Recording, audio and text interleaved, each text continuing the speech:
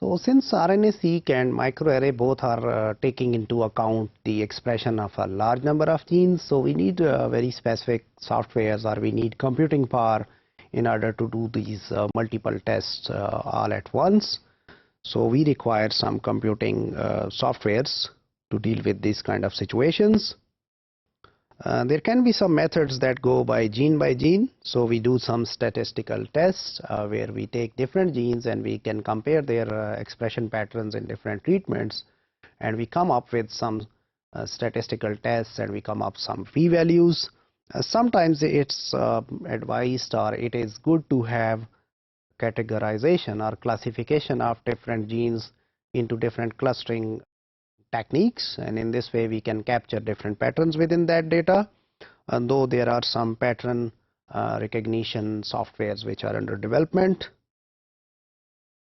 So how can we say that a gene is expressed? So it is really hard to define a threshold. So for example, if a gene is of length like 1000 and there are 2 or 3 reads which are hitting them, even if we put them lengthwise, like where one read ends and then the other starts, so still they are covering like 30% of the total gene. So total read length is actually 100 nucleotides, whereas the total gene is 1 kb, 1000 nucleotides. So if you say that while 3 reads are hitting to that gene and that gene is expressed, so that is kind of overestimating. So here there are different approaches, or different scientists, they came up with different numbers. So for example, Ramscold, he defines that 0.3 rpkm is optimal. This actually he presented for some human and mouse data. So we do have really it's hard to define a threshold where we can say that if some gene is having an rpkm of this amount, that is expressed. So that depends upon, since this expression studies are kind of relative expressions, so it's really hard to capture a real threshold. While we are doing those differential gene expression studies, what we do over here is we take the average expression of A. For example, A may be one treatment, or maybe different samples within that treatment. So here we have, as we see in the previous slides, there was an example where we have a treatment versus a wild type, and both of them, they have 3 replicates. So we take their averages. So average of treatment, here we can say average expression for A, and we subtract the average expression of B. So that is somewhat while doing log 2 of A by B. Why we convert them into the log 2 scale, we have seen that earlier. Let me in brief revise this again over here. So in log 2 we can compare the big differences and bring them into the smaller range. Same way we can come up with positive and negative whole numbers, so that can give us the idea about upregulations or downregulation status. So this can be written as 2 raised to power log 2 of AB. So that 2 raised to power whatever number is coming, that actually giving you the idea of the fold chain difference between 2 conditions. So ignores variations of expression within and across conditions. Using these fold change differences, it does not discriminate between the absolute magnitude of expression. So for example, we have 10,000 over 100. On one side we have say 10,000 reads. On the other side, for example in B, the average expression is 100. The fold change is the same. It's 100 folds higher. Whereas if you have on one side 100 and you have on the bottom side, or in the denominator, we have 1. So in that case, these fold change expressions, they will be same for both of them. So it's hard to discriminate what is the actual magnitude of expression if you are using those fold changes. So here we see the differential gene expression by using these fold change methods. So we have A, which is having a high expression, and B is having a low expression, though there is a big variance within A and there is a small variance within B. So this fold chain does not take into account that variance kind of thing, so it's simply comparing their means with one another. So we assume under the null hypothesis that there is no differential expression, no difference between A and B.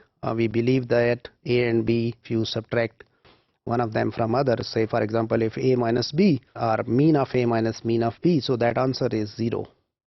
Whereas in the alternative hypothesis, we believe that there is a differential expression. So actually the mean difference between these two is different than zero. It's significantly different than zero.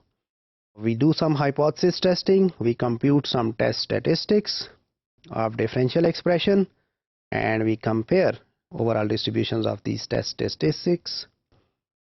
We obtain some p-values, probabilities of getting that number, if it is by chance or it is a significant event, and if our p-value is less than some threshold, we say that our results are significant. We'll look into it in some examples in coming slides. So if you look into these differential gene expressions softwares, there is a overall line of packages. We call them as bioconductor packages, which are dedicated to do those differential gene expression studies. So first or foremost amongst them was named as Lemma by Gordon Smith. So that uses the RPKM values and it does t-tests, and it assumes linear models for doing those statistical tests.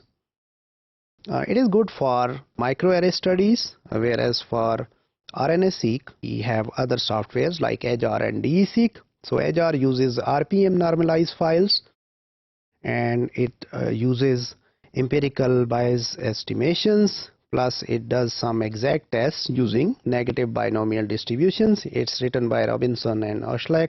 The other package is DE-seq, kind of similar like EdgeR. So we have RPM plus it estimates variance mean dependencies, and again it uses negative binomial models. It was written by Anders and Huber. So here we did a study. Actually we did that in our lab. So we have this RNA-seq data, and we were interested in finding which software gives us the most of them, the differentially expressed genes. Why we were interested in more genes to be differentially expressed? So remember guys, it's always good to come and start with the big numbers. So as we see here, we had approximately 500 genes in total. We see that around over 4,000, slightly over 4,000 genes, they were not differentially expressed.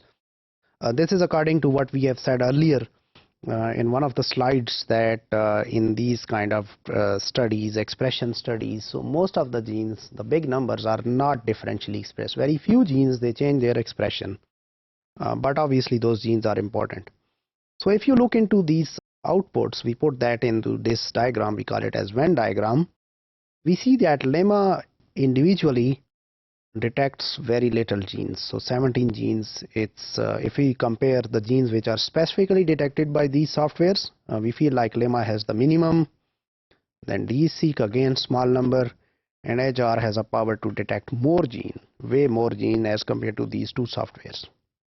Other thing is that there are more. You see that there are more overlaps between this Lemma and between this EdgeR and DE-seq. It's because they are using kind of similar models, negative binomial tests. And as far as the EdgeR is concerned, it was overlapping most of the genes with others are detecting. In addition to that, it has its own specific genes, huge number of genes which it was detecting. So Lemma uses RPKM, whereas DE-seq and EdgeR, they use RPM normalization techniques.